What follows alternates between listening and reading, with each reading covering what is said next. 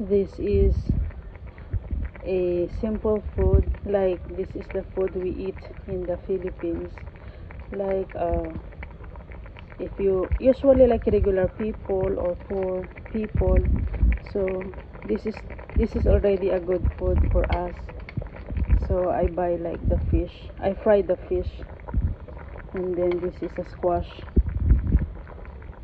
eggplant, okra, like that. I mix it together, but low calories because it's like a soup.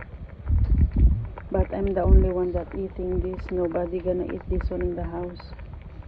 So all the people in the house is like American food, but they eat already.